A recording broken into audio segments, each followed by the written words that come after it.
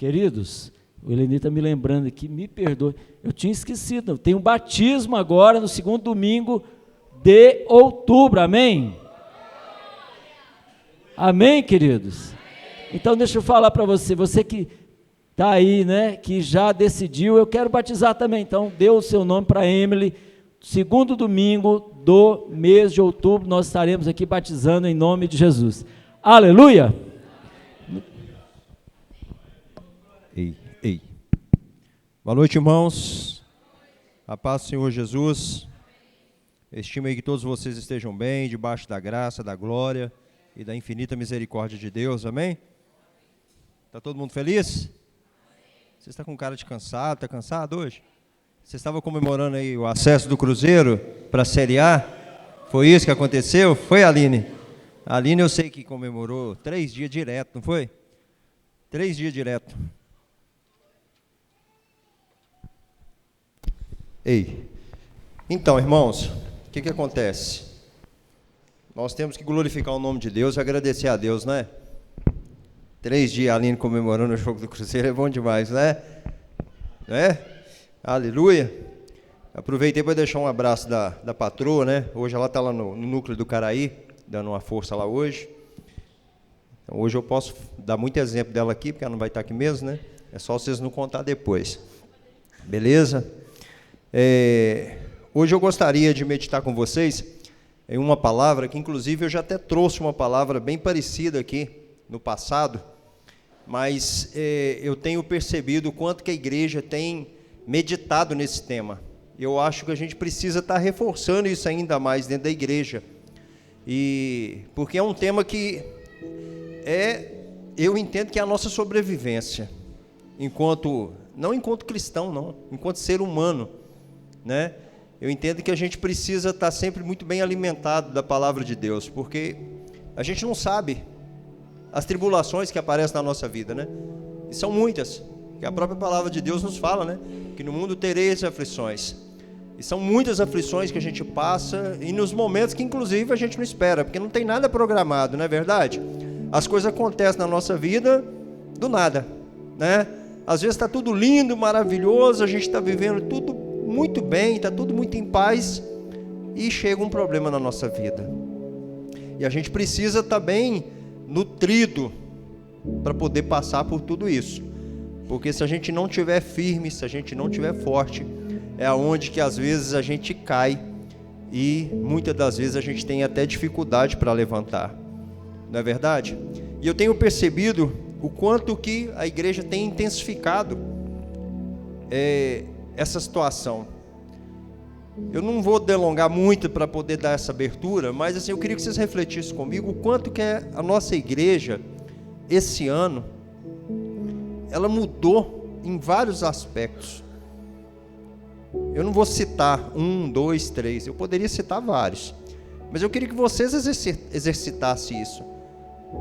Por quê? Porque eu acho importante a gente fazer essa meditação.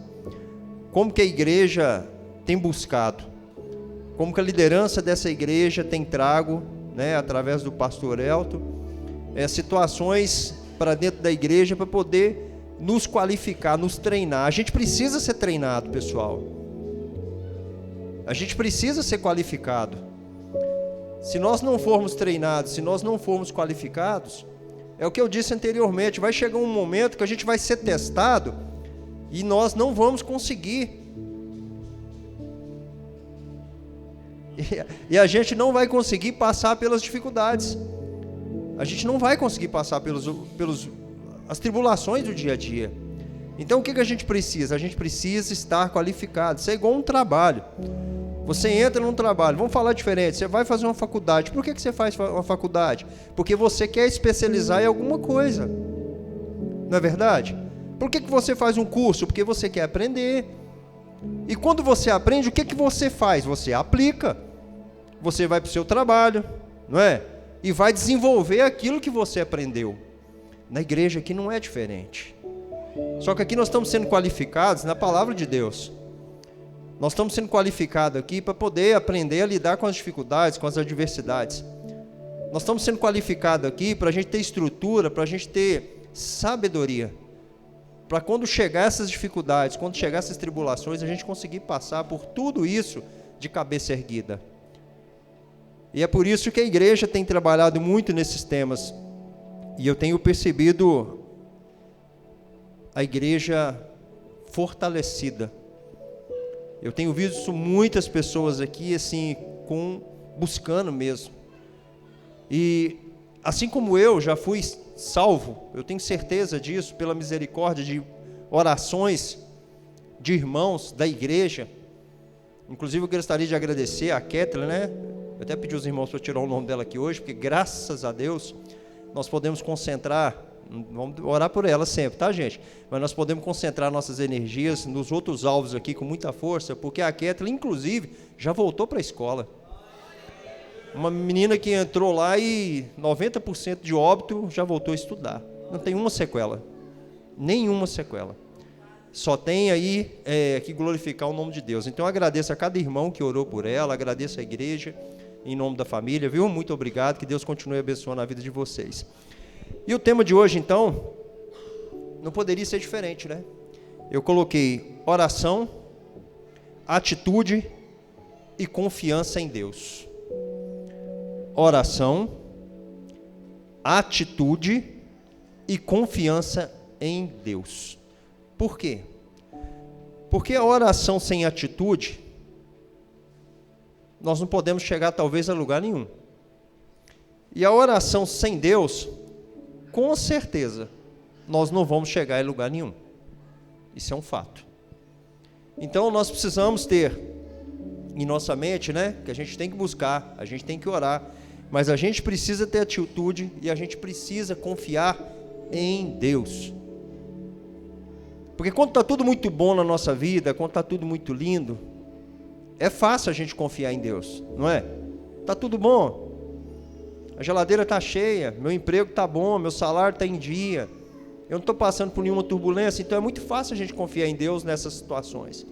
O difícil de confiar em Deus é quando a gente está enfrentando um problema. Quando o problema chega na nossa vida, aí sim, aí que você tem que mostrar que você é firme em Deus. É nessa hora que a gente é provado. É nessa hora. E aqui no Tadel, né, nós estamos orando, e eu tenho visto como que Deus tem abençoado os irmãos, como que Deus tem agido aqui na vida dos irmãos. E inclusive eu aproveito, né, mais uma vez aí, reforçando o que o pastor já falou, para convidar vocês que ainda não estão vindo, para estar conosco aqui, toda terça-feira, às 19h30, buscando do Senhor. Amém? Porque é o que nós vamos falar aqui, é o que nós vamos meditar juntos aqui na palavra.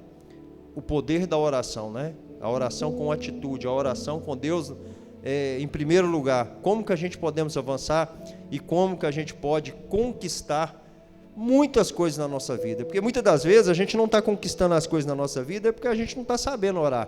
A própria palavra de Deus fala, pedis, mas pedis maus. E se a gente pede errado, né? Quantas pessoas arrumam confusão porque pede errado? Quantas pessoas deixam de alcançar a bênção porque pede errado? Não é verdade? Quantos problemas a gente traz para a nossa vida porque a gente fala uma coisa que não deveria falar?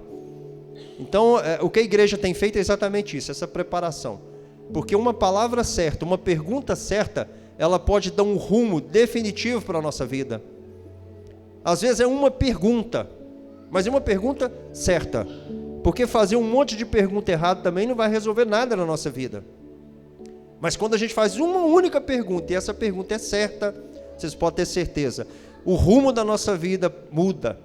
Tudo na nossa vida muda.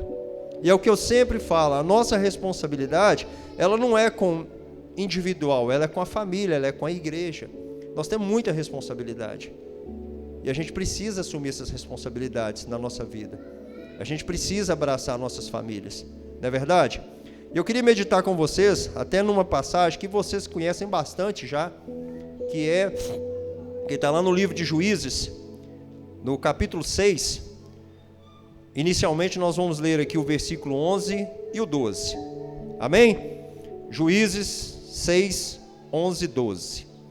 Então, o anjo do Senhor veio e assentou-se debaixo do carvalho, uma árvore, né? Que está em Ofra, que pertencia a Joás, Abiesitra, e Gedeão, seu filho, estava malhando o trigo debaixo do lagar, para salvar dos medianitas. Então o anjo do Senhor lhe apareceu e lhe disse, prestem atenção nessa finalzinha aqui: o Senhor é contigo, homem valoroso. O Senhor é contigo. Em outras traduções está falando homem valente, homem corajoso, homem prudente. Amém? Glória a Deus. Que Deus abençoe essa palavra aqui dessa noite, que Deus possa preparar o nosso coração, que Deus possa vir através da minha vida, né, trazer para a igreja uma palavra de bênção, e que Deus nos capacite em nome do Senhor Jesus. Eu já iniciei essa palavra aqui de hoje falando com vocês o seguinte: muitas das vezes a gente acha que a gente não está sendo observado, e se a gente voltar no texto aqui, a gente já observa aqui que Gedeão estava sendo observado aqui. O anjo não apareceu por ele aqui, não foi um acaso. Então, de cara aqui, a gente já sabe que Gedeão estava sendo observado lá no lagar, malhando aquele trigo. E é assim na nossa vida, né? A gente acha que a gente não está sendo observado, mas a gente está o tempo todo sendo observado. E eu vou falar de 3 pessoas, né, se eu posso dizer dessa forma, que com certeza estão sempre nos observando. Sempre. Primeiro, Satanás. Satanás está sempre nos observando. Satanás está sempre nos acusando. Satanás está sempre pegando o nosso passado, as coisas erradas que a gente fez, a nossa fraqueza, porque ele trabalha na nossa fraqueza, ele trabalha no nosso passado. Qual que é o significado da palavra diabo? Acusador. Advogado, acusador. Então ele sempre vai estar nos acusando, sempre vai estar trazendo na nossa memória situações que nós fizemos de errado algum dia, que deixou algum tipo de marca na nossa vida, ou até mesmo situações que vivem ainda nos perseguindo. Porque quantos irmãos convertidos, quantos irmãos que estão na igreja, mas que arrastam, infelizmente, algumas feridas do passado. E é dessas feridas que o inimigo vai vir e vai trabalhar na nossa vida. Então, um que com certeza está 24 horas por dia observando, esperando só uma oportunidade para poder agir na nossa vida de forma negativa, é Satanás.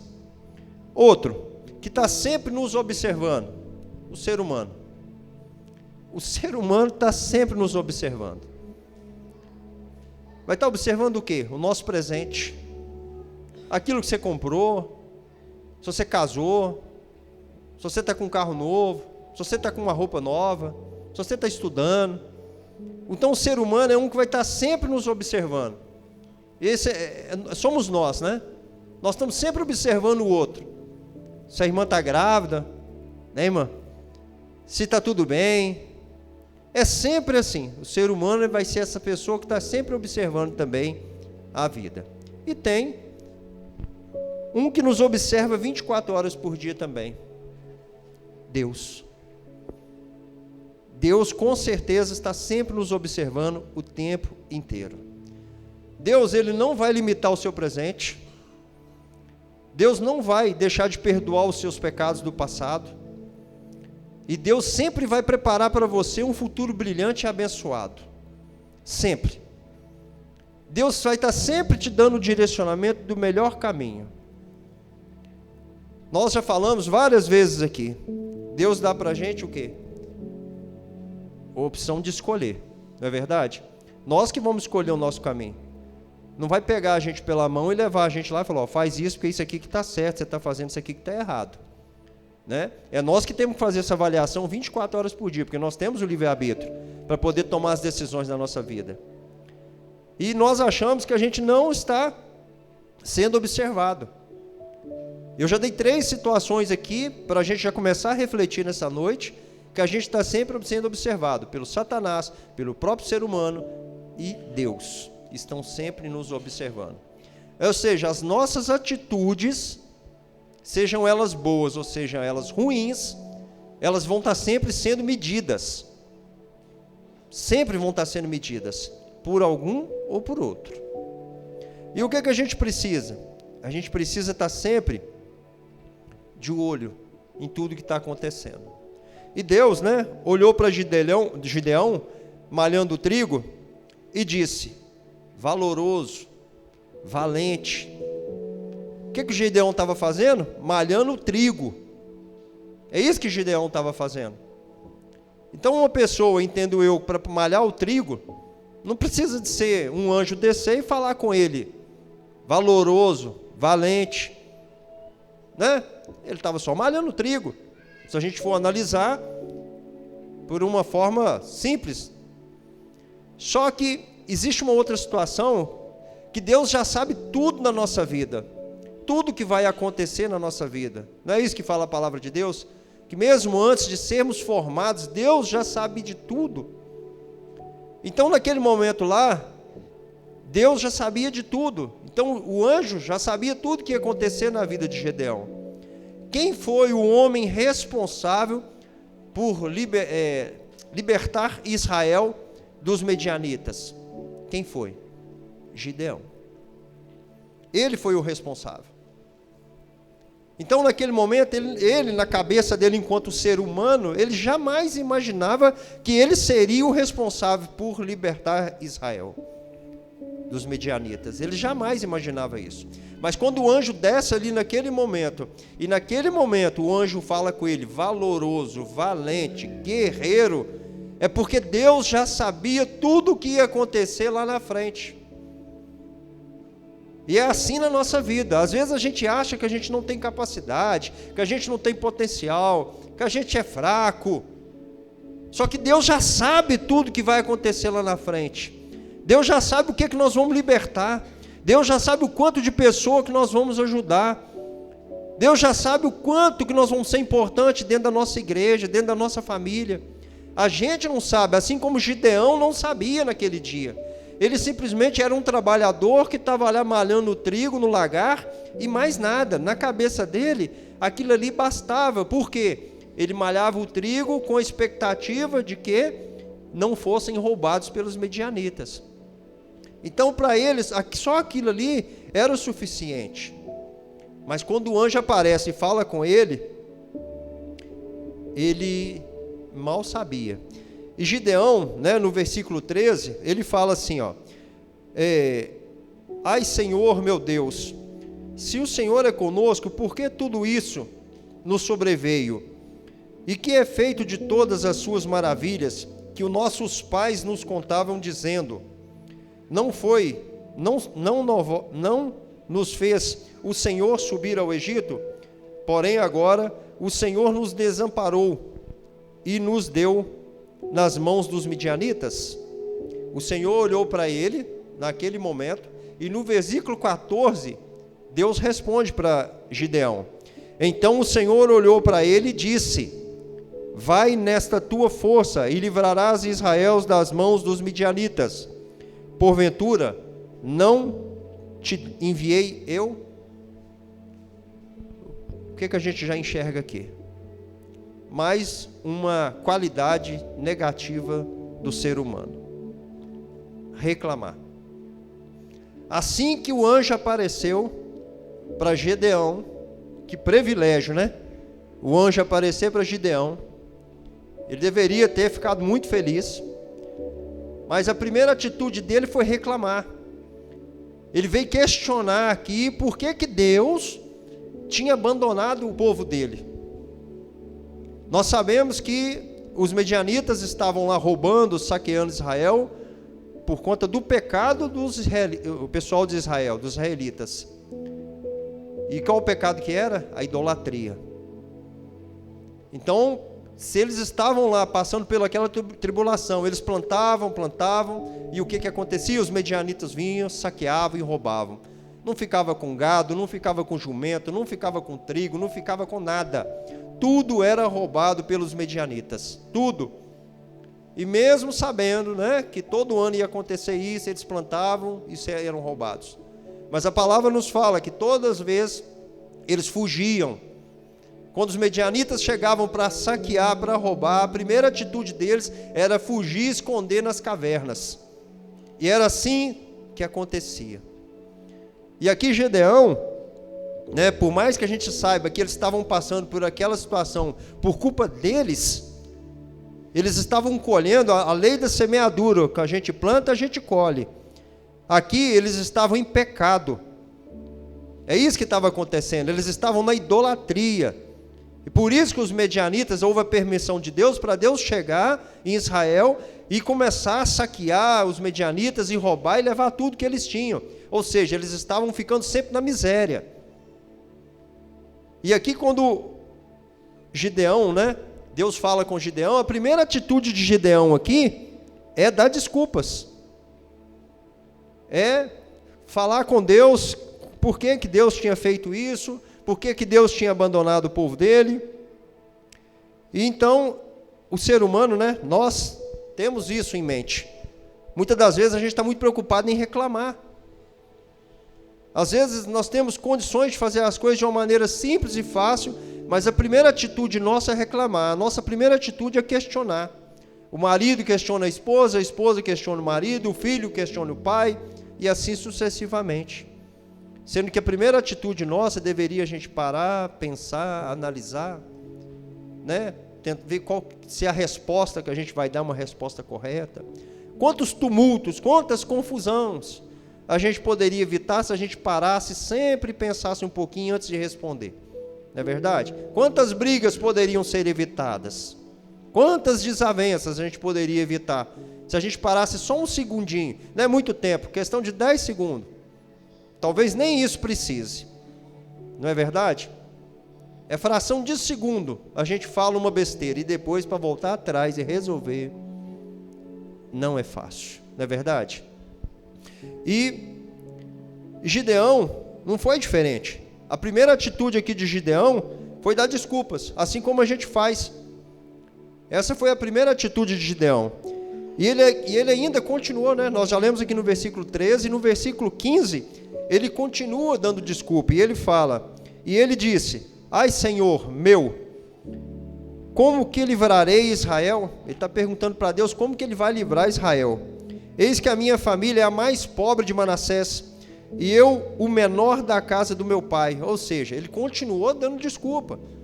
Como que eu vou libertar Israel? Eu sou o mais fraco da casa do meu pai, eu sou o mais franzino da casa do meu pai. Como que eu vou libertar Israel? Como que eu tenho condição de fazer isso? E a vida continua nas desculpas. O que deve estar sempre claro no nosso coração, o que deve estar sempre claro, é que Deus ele não divide a graça, a glória dele com ninguém. Então, quando for uma coisa para nós fazermos, quando for um direcionamento de Deus para nós fazermos e nós não fizermos, Deus vai fazer. De um jeito ou de outro as coisas vão acontecer. A graça de Deus, ela não é dividida com ninguém. E aqui a gente poderia tirar um insight aqui e pensar assim, mas peraí, por que Deus escolheu Gideão? Por que Deus escolheu não um guerreiro? Ele não precisava de uma pessoa para libertar Israel? Então, teoricamente, tinha que ser um guerreiro. Tinha que ser uma pessoa que sabia lutar, que já estava lá envolvido com as guerras, que sabia os manejos da guerra. Mas por que ele foi buscar Gideão? Um homem simples que estava malhando o trigo lá no lagar? Para quê? Por que ele não procurou uma outra pessoa mais bem preparada? Mas é porque, exatamente por isso, porque Deus ele não divide as graças dele, as glórias dele com ninguém. E se de repente coloca uma pessoa lá, que vai lá e faça, as pessoas podem olhar e falar assim, não, ele estava muito bem preparado, então foi ele que fez, não foi Deus que fez. E aqui o tempo todo, Deus quer mostrar para nós o quanto ele é importante na nossa vida, o como que Deus, né, tem feito a diferença na nossa vida. Nós poderíamos falar outros motivos porque Gideão foi escolhido, porque ele orou, porque ele buscou. Né? Se a gente for pegar todo o texto, também está falando isso lá. Mas um dos motivos que eu creio é exatamente por isso.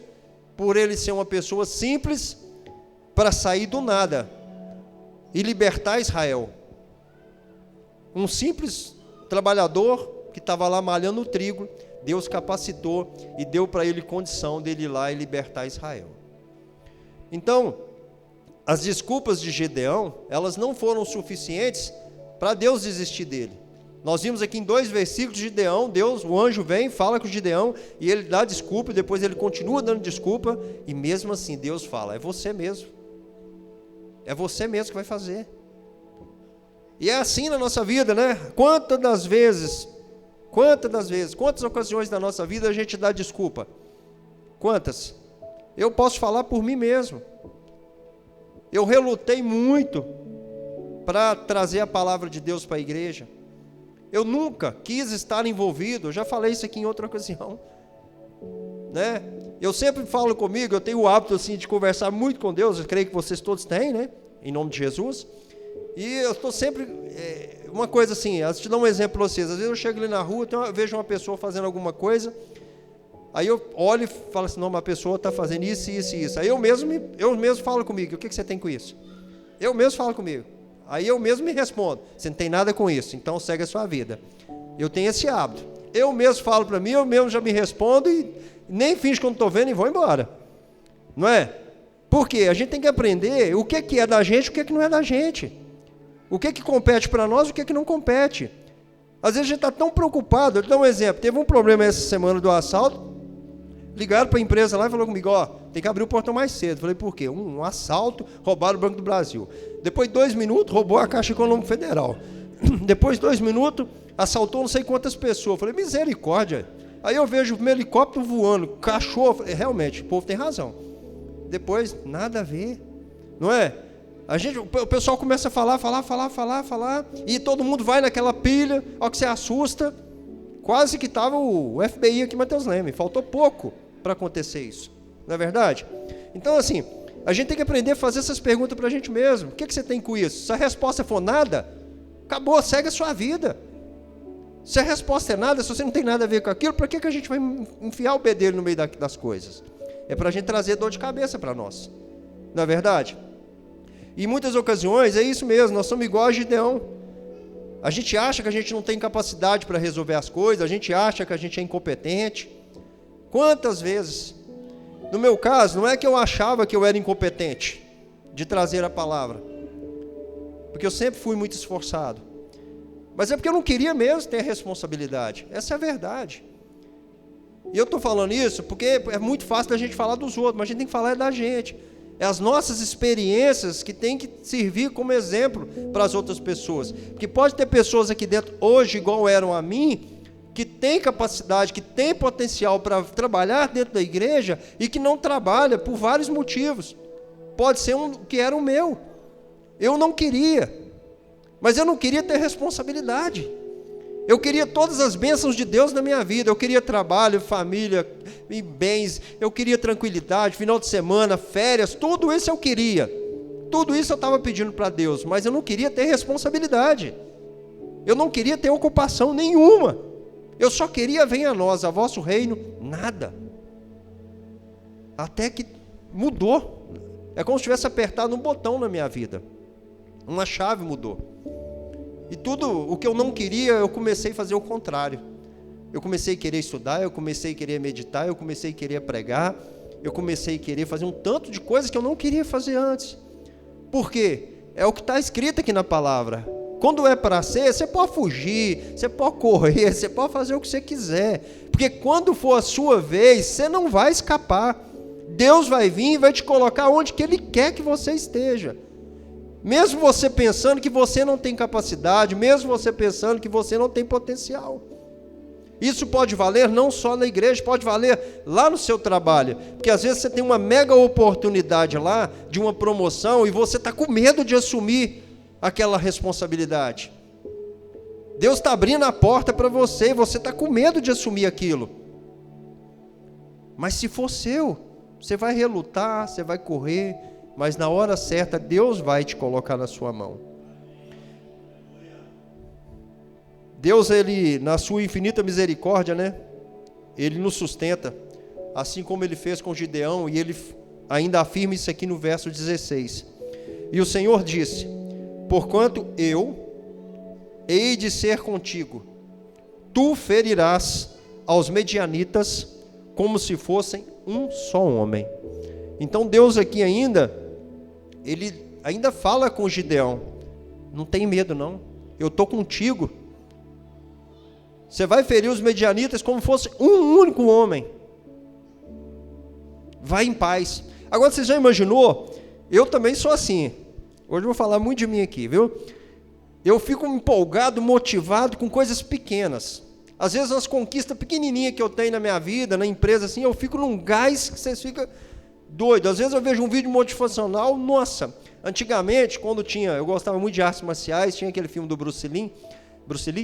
Aí eu vi aquele filme, tinha uma bicicleta BMX na época, eu tinha aprendido a andar sem as mãos na bicicleta, pedalar sem as mãos, achava o máximo, né? Aí eu assisti o filme do Bruce Lee, já saía na rua sem as mãos e fazendo aquele golpe que ele fazia assim, sabe? Sem as mãos, todo motivado. Então, assim, desde pequeno, eu assim, sempre fui muito motivado com as coisas. E a gente precisa ter essa motivação. Então, assim, se a gente motiva com um filme, se a gente motiva com uma palavra, se a gente motiva às vezes com o irmão chegar perto da gente e falar que isso é importante demais para mim, se você motiva com um abraço do irmão, agora vocês imaginam Gideão falando com um anjo. Tem motivação maior do que Deus mandar um recado e falar assim: aqui, eu estou contigo, viu? Você já imaginou se a gente tivesse essa oportunidade na nossa vida de ser dessa forma que foi com ele? Como que seria? Você fazia essa construção do Neemias aqui sozinho, né? Pode dispensar Juvenal, Servente, todo mundo. Você vinha com tudo, com força máxima. Por quê? Motivação. E a gente precisa estar motivado em tudo aquilo que a gente vai fazer na nossa vida, não é? Em tudo que a gente for fazer na nossa vida, é no trabalho, é na igreja, é no relacionamento. Você vai chegar em casa, sua esposa, você olha para sua esposa, se você não tem carinho com a sua esposa, se você não tem respeito, né? Como que vai ser esse relacionamento? Então a gente precisa estar motivado em tudo aquilo que a gente vai fazer na nossa vida. Tudo, vocês precisam colocar motivação. E naquela época, a palavra de Deus fala que eram 135 mil medianitas contra 32 mil. Falou alguma coisa? Não? Eram 135 mil medianitas contra 32 mil israelitas. 32 mil. Aos olhos humanos, é um massacre, não é? Aos olhos humanos, era impossível de Gideão ganhar aquela guerra. Não tinha como. Primeiro, que ele não tinha habilidades de guerra. Começou por aí. Segundo, que o número de medianitas era muito maior do que o exército que ele tinha. Ele tinha 32 mil contra 135 mil. Era muita diferença. Então, se a gente fosse olhar aos olhos humanos, com certeza seria um massacre, todos eles seriam destruídos. Porém, Deus fala para Gideão, naquele momento, dá um grito e perguntar se tinha lá medrosos, se tinha gente com medo lá, daqueles 32 mil. Então Gideão dá um grito e pergunta se tinha lá covardes, se tinha lá guerreiros com medo. E o que aconteceu naquele momento que Gideão deu aquele grito? 22 mil israelitas desistiram. Uma única palavra, uma única pergunta de 32 mil, ficou quantos? 10 mil. De 32 mil, 22 mil desistiu com uma única pergunta. Gideão pergunta, a mando de Deus, se naquele lugar tinha medrosos, se naquele lugar tinha gente fraco. E quando ele faz a pergunta, de 32 mil, passa para 12 mil. Vocês já imaginaram a cabeça de Gideão, como é que deve ter ficado naquele momento? De 135 tinha 32. Deus manda ele fazer uma pergunta, ele faz, de 32 passa para 12. Já imaginou? Aí deve ter pensado, realmente, nós vamos ser massacrados mesmo. Agora que o negócio já estava ruim, ficou pior. O número diminuiu mais ainda. Porém, Deus fala para Gideão que ainda tinha muita gente lá. Deus ainda reforça isso com Gideão. E quando Gideão faz essa pergunta e o número de israelitas diminui, Gideão, eu imagino, né, que ele deve ter ficado extremamente preocupado. E muitas das vezes, o que a gente precisa entender, né, dentro desse processo, que é muito melhor para nós estarmos no meio de pessoas que realmente vai lutar por nós, de pessoas que realmente vai nos sustentar em oração, do que a gente estar no meio de uma multidão que não vai fazer nada para nos ajudar. Ali tinha 32 mil, mas de cara 22 mil covardes, 22 mil pessoas que não iam agregar em nada, 22 mil que quando começasse a guerra o irmão poderia estar morrendo, que ele não ia socorrer. E o que a gente precisa entender na nossa vida é exatamente isso. Às vezes é melhor você estar no meio de menos pessoas, mas de pessoas que vão buscar, pessoas que vão orar, pessoas que vão interceder pela sua vida, pessoas que vão estar com você o tempo todo, pessoas que não vão te abandonar. E covarde, o que a gente precisa entender, né? Não é aquela pessoa que está com medo, porque eu mesmo, muitas coisas da minha vida eu já fiz com medo.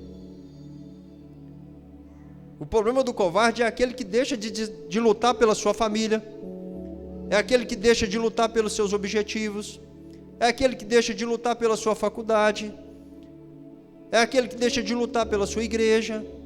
Esse é o covarde, porque medo todos nós temos. Eu acredito que se a gente não tivesse medo, a gente ia lá dentro do zoológico e punha a cabeça dentro da jaula do leão. Então medo a gente tem que ter mesmo. O que a gente não pode deixar de lutar, o que a gente não pode ser é covarde, porque as dificuldades vão chegar na nossa vida e muitas das vezes a gente vai se acovardar. Muitas das vezes a gente vai deixar de lutar por Deus. Vai chegar as coisas mundanas aí, vai chegar as facilidades, porque são muitas, são diversas, todos os dias tem, e a gente, por isso, a gente vai deixar de lutar por Deus, deixar de lutar pela palavra de Deus, deixar de lutar por aquilo que Deus tem colocado nas nossas vidas. Isso é ser covarde. Muitas coisas vocês já fizeram com medo. Muitas coisas vocês já continuam fazendo com medo. Assim como eu faço coisas com medo. Assim como eu tomo decisões na minha vida com medo, mas eu vou lá e faço. Dá um exemplo para vocês. Hoje mesmo, meu filho sempre me desafiando para participar de corrida. E eu sempre dando chapéu nele. Porque correr não é comigo mesmo. Aí, como foi hoje, não tive como escapar, eu fui. Acordei cedo, fui, 6 quilômetros. Sabe quantos dias que eu treinei para correr 6 quilômetros? Treinei segunda-feira passada, um dia. Treinei um dia, na terça, quarta, na quinta, na sexta, no sábado eu não consegui treinar. Aí eles falaram, não, você tem que dormir cedo. Aí ontem teve um compromisso de trabalho, ainda fui dormir 11 horas da noite. Falei, meu Deus, esse negócio vai dar tudo errado. E eu morrendo de medo, chega lá no negócio, que é mundaréu de gente, falei, meu Deus, esse negócio não vai prestar, vou passar uma vergonha aqui que não vai ter jeito. Só que eu tinha um fator motivacional, meu filho, ele estava lá me motivando o tempo todo, vai pai, você consegue pai, vai, você consegue pai, o tempo todo ele me botou pilha. E eu comecei a correr a corrida, e a primeira plaquinha de 1 quilômetro não chegava, aí quando chegou a de 1 quilômetro eu pensei, falta 5. E foi assim, ao que chegou a de 3 eu pensei, nossa, falta metade. E aquilo ali eu já estava quase que morto. Parece que a alma já tinha saído do corpo. Eu não estava dando conta mais. Só que eu olhava para o lado e eu via meu filho correndo tranquilo. Falei, meu Deus do céu, eu não posso decepcionar ele não. Me ajuda, Senhor. E eu fui. Quando chegou na plaquinha de 5 quilômetros, eu falei, meu Deus, só falta 1 quilômetro. Eu vou conseguir. E eu fui até nos 6 quilômetros e eu consegui. Eu consegui fazer os 6 quilômetros, mas eu estava com muito medo. Eu fui dormir com medo, eu acordei com medo, eu comecei na prova com medo, e eu acho que eu terminei a prova com medo. Porque achando que eu não ia conseguir fazer. Mas eu tinha um fator motivacional que era o meu filho, e eu sabia que eu, mesmo com medo, eu conseguiria chegar no final dessa prova.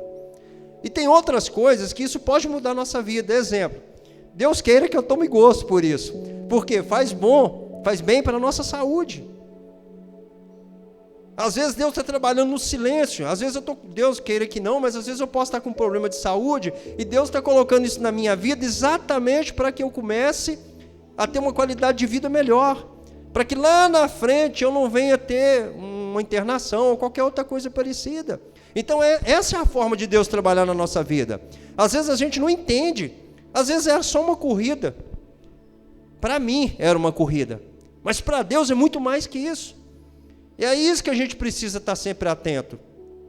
Porque essas bênçãos que vêm disfarçadas na nossa vida, que pode estar sendo uma bênção na minha vida, já foi uma bênção eu ir lá e concluir 6 quilômetros. Já foi uma bênção eu poderia dar essa alegria para o meu filho. E pode ser outra bênção que Deus está dando para a minha saúde, eu não sei.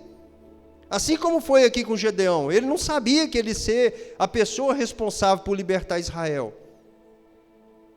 Mas Deus sabia. Então o que eu estou dizendo aqui nesse momento é que Deus sabe de todas as coisas na nossa vida.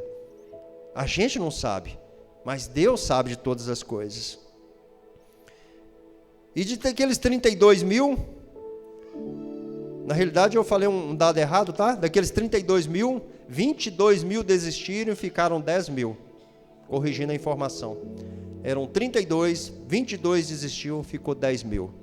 E daqueles 10 mil, Deus ainda falou que tinha muita gente. E o que ele fala para Gideão? Coloca o pessoal para beber água aí nesse riacho. Aquele que abaixar, que largar a sua arma e beber a água como se fosse um cachorrinho, como se fosse um cãozinho, está excluído. Somente aqueles que pegarem a água com a mão e levarem até a boca, aqueles serão aprovados. E de 10 mil, naquele momento, 9.700 foram excluídos. Mais 9.700 covardes. Mais 9.700 que se tivesse ido para a guerra com Gideão, teria deixado ele na mão. Só 300 foram aprovados. Aí, de novo, eu fico pensando, como que estaria a cabeça daquele homem? Ele tinha 32 mil contra 135, e depois ele olha para o lado e tinha 300 contra 135. E é assim na nossa vida, não é, irmãos? Às vezes a gente olha e o problema é grande demais, e a gente está pequeno perante o problema. A gente acha que a gente não vai dar conta, que a gente não tem capacidade. Mas o que tem que estar claro para nós é que não é a quantidade, é a presença de Deus. Não é a quantidade que vai nos libertar do problema. Assim como Gedeão não foi a quantidade. Ele não precisou de 32 mil, ele precisou de 300. E na nossa vida sempre vai ser assim também. Às vezes nós estamos muito preocupados com a quantidade, mas não é a quantidade, é a presença de Deus. É a unção de Deus na nossa vida. Porque para Deus a quantidade não importa. E a gente precisa também observar com esses olhos. E a gente precisa estar sempre, o tempo todo buscando com Deus. Sempre buscando de Deus. É por isso que vocês deveriam estar aqui no Tadel toda terça-feira às 19h30. Esse já é mais um motivo para vocês estarem aqui no Tadel. O Tadel dia de terça-feira é oração. É um diálogo com Deus. É um diálogo que muitas das vezes está faltando com os irmãos, está faltando nas famílias. É aquele carinho com Deus, é aquele amor, aquele carinho que Deus tem conosco, que muitas das vezes está faltando. E é uma oportunidade para você estar aqui com a gente toda terça-feira, orando e buscando. Sabe por quê? Os irmãos que estão aqui orando e buscando fazem parte desses 300 lá de Gideão. São irmãos que nunca vai deixar vocês de lado. São irmãos que não vai abandonar vocês na guerra. Que são irmãos que quando vocês estiverem em dificuldade, eles vão te abraçar. Os irmãos que estão aqui de terça-feira fazem parte dos 300 e não parte daqueles 22 mil que desistiu e não parte daqueles outros 9.700 que desistiu, mas fazem parte dos 300 300 guerreiros, 300 valentes. Eu reafirmo o que eu disse aqui para vocês anteriormente. É muito melhor você estar com 300 valentes, 300 guerreiros, do que estar com 32 mil covardes. Não é a quantidade, é a presença do Senhor na nossa vida. É isso que nós precisamos, estar sempre na nossa vida. E agora estava ainda mais difícil, né, para Gideão. E só que o que acontece naquele momento? Que desistiu mais 9.700. Aqueles 9.700, eles largaram suas armas e foram beber as águas do riacho. Foram saciar suas próprias vontades. E muitas das vezes acontece isso conosco. A gente larga nossas armas. Quem são? A oração. Quem são? A família. Quem são? A igreja. Muitas das vezes a gente larga essas armas que a gente tem na nossa mão para poder saciar nossas próprias vontades, para saciar os nossos próprios desejos. Eu, por uma experiência de vida mesmo, eu nunca bebi, graças a Deus, nunca fumei. E só que sempre a gente vai num evento, não tem como, evento de trabalho, você não tem como, né? Você está só no meio das pessoas que são cristãos. E ontem mesmo aconteceu isso. Estava num evento e tinha bebida. E a gente sentado tudo na mesa, conversando, assunto de trabalho, tal, e bebida para lá, e bebida para cá, e bebida para lá, e bebida para cá. E eu já tinha bebido umas 2 caixas de suco já. E o pessoal implicado, correndo com aquele negócio lá. Eu falei, qualquer hora eles vão me perguntar. Foi dito e feito. Você não bebe? Não, não bebo. Você nunca bebeu? Eu falei, não, nunca bebeu, mas sua vida deve ser muito chata. Eu falei, não, você está enganado, minha vida não é chata. Aí eu falei um tanto na cabeça da pessoa lá. Mas as pessoas vão olhar para a gente e vão achar isso mesmo, é porque a razão de eu não beber, a minha vida é chata. Ele está achando que a bebida é que vai me trazer alegria. Isso na cabeça dele. Então, a razão de você estar lá no meio, você não precisa se contaminar. Eu não preciso de beber um tiquinho de bebida, né? Só para mostrar para eles que a minha vida não é chata. E muitas das vezes é assim que a gente vai ser visto. As pessoas vão olhar para a gente e vai falar, mas que chatice, que bobeira. Por que você faz isso? Por que você faz aquilo? Então, o que a gente precisa estar sempre muito firme em oração, para a gente resistir. A gente resistir aos problemas. A gente resistir às situações que as pessoas nos colocam à prova o tempo todo. E esses 300 homens que ficaram lá com Gideão, eles lutaram pelo seu exército. É claro, de 300 vencer 135, é impossível isso acontecer se não fosse pela graça e pela misericórdia de Deus, porque Deus afirma na palavra aqui que Gideão ia destruir os midianitas como se fosse um só homem, não é? Então a gente sabe o quanto que Deus agiu aqui nessa história, nessa passagem. Mas uma pergunta, né, que a gente tem que sempre fazer: você está lutando pelo seu exército? Aí de novo eu vou falar com vocês, quem é o seu exército? Quem é? É a sua família. Quem é o seu exército? A sua igreja. Quem é o seu exército? As pessoas que você ama. Você está lutando pelo seu exército? Então é isso, essa pergunta que a gente sempre precisa estar fazendo para nós mesmos. Se nós estamos fazendo a nossa parte, se nós de fato estamos lutando pelo nosso exército. E a palavra de Deus fala que depois de tudo isso, de toda essa ocorrência, Deus deu os medianitas na mão de Gideão. Ou seja, Gideão libertou Israel dos medianitas. Então aqui, a gente poderia tirar vários insights, várias reflexões. O povo de Israel estava em pecado por conta da idolatria. Mas o povo clamava, Gideão clamava, e Deus ouviu, mesmo o povo estando em pecado. Então aqui mais uma vez, Deus nos mostra que mesmo nós estamos em pecado, Deus não nos abandona. Assim como Deus não abandonou o povo de Israel naquele momento, e Deus levantou um homem simples que malhava o trigo no lagar para poder salvar o povo de Israel. Deus pegou um homem simples, capacitou e usou a vida daquele homem para salvar um povo pecador. Então Deus mais uma vez aqui mostra para nós o quanto Ele é bom, o quanto Ele é misericordioso. Não é verdade?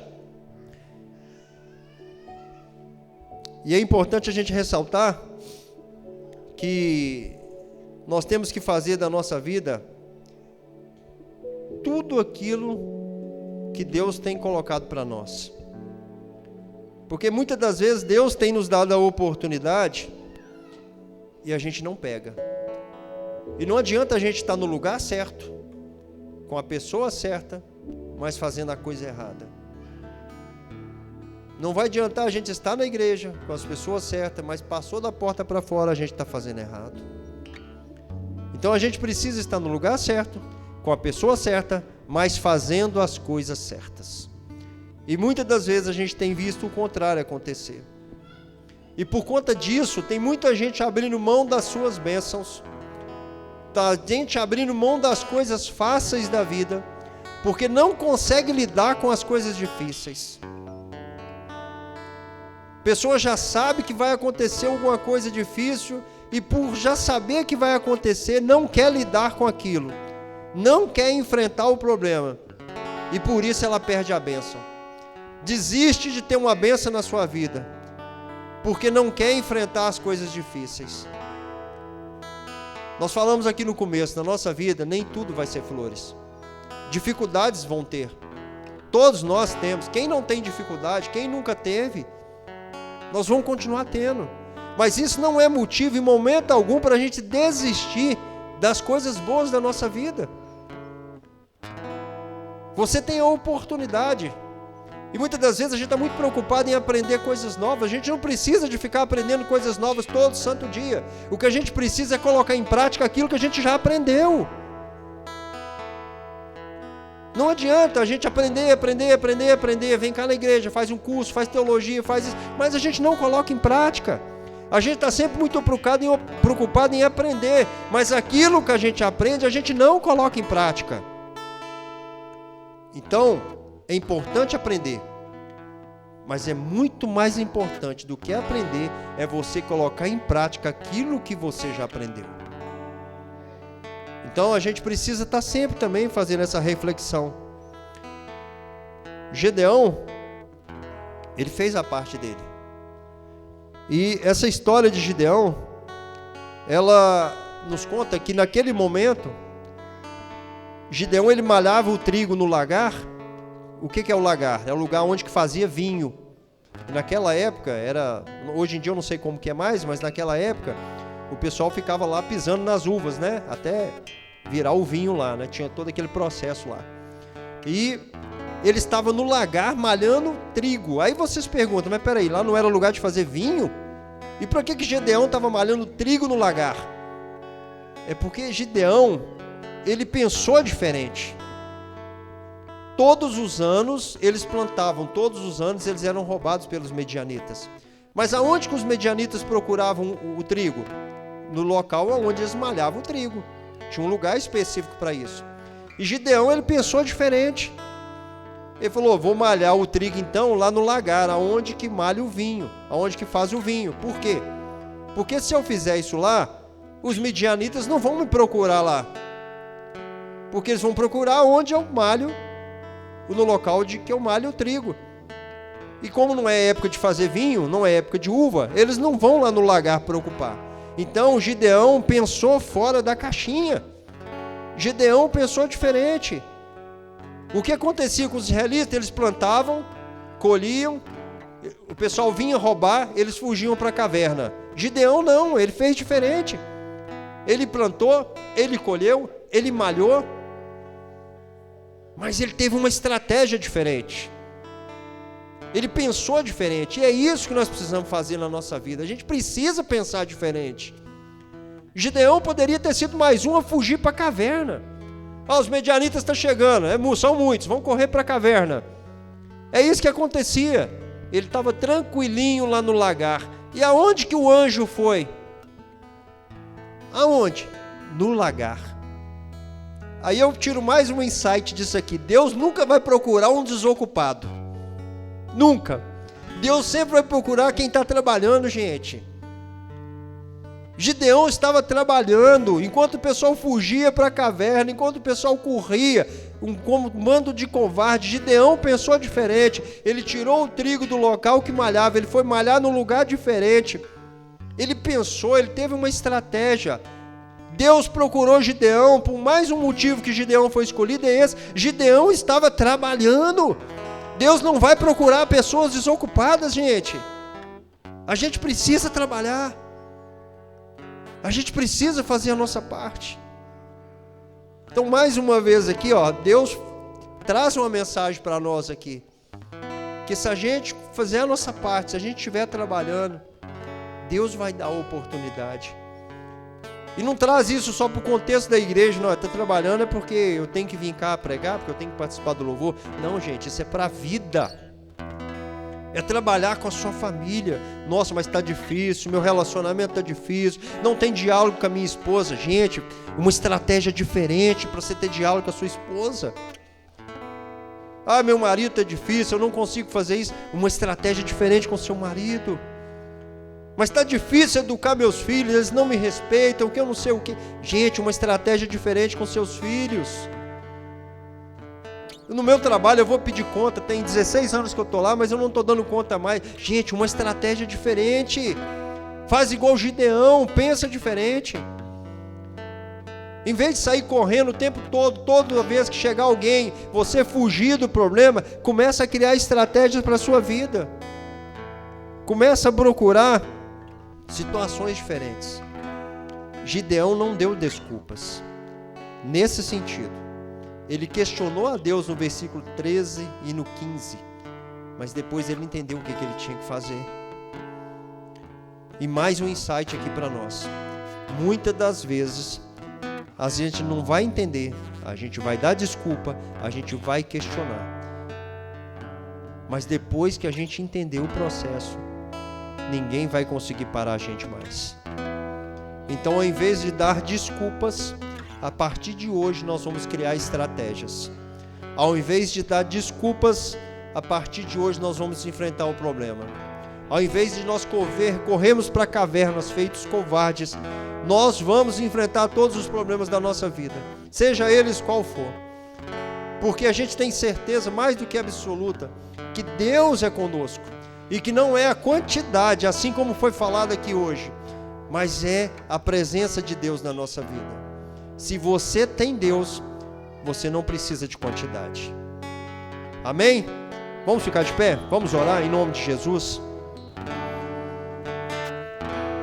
Aleluias! Glória a Deus!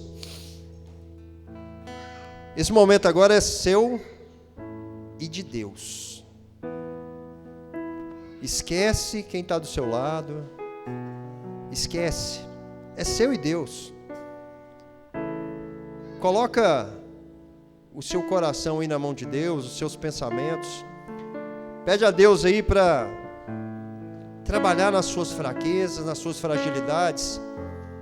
Pede a Deus para não deixar em hipótese alguma que a gente seja covarde, assim como foram aquele monte lá de israelitas, que de 30 e tantos mil passou para 300.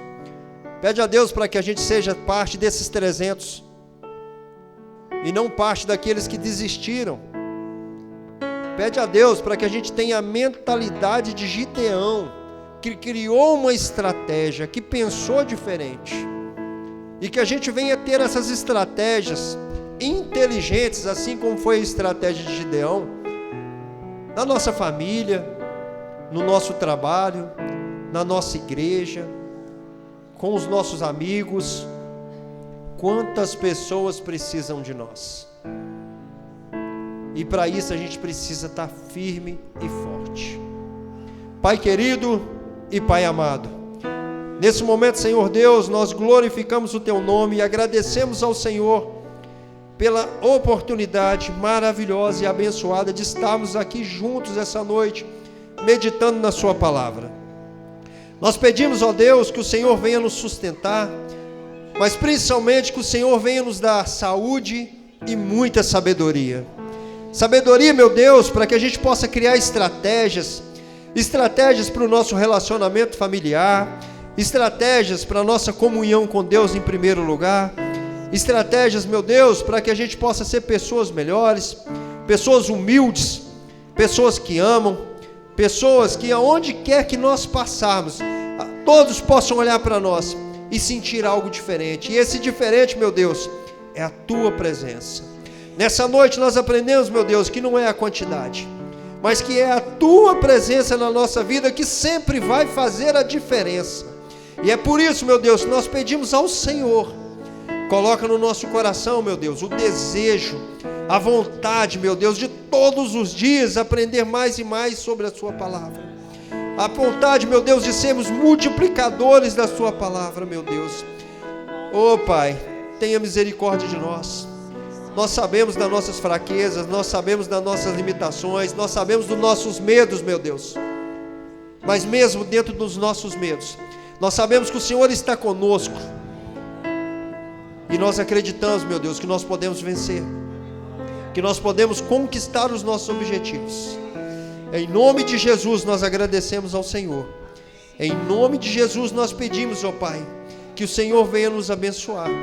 E nós sabemos que tudo aquilo que a gente pede, em nome do Senhor Jesus, o nosso intercessor, o Senhor nos atende.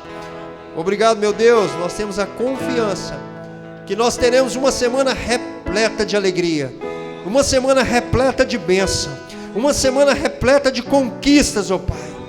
Oh meu Deus, nós sabemos que o Senhor vai estar no controle de tudo. Nós sabemos que vão vir dificuldades, que vai vir medo, mas é o principal, nós sabemos que o Senhor vai estar conosco. E é por esse motivo que nós agradecemos e nós glorificamos o Teu nome, em nome de Jesus.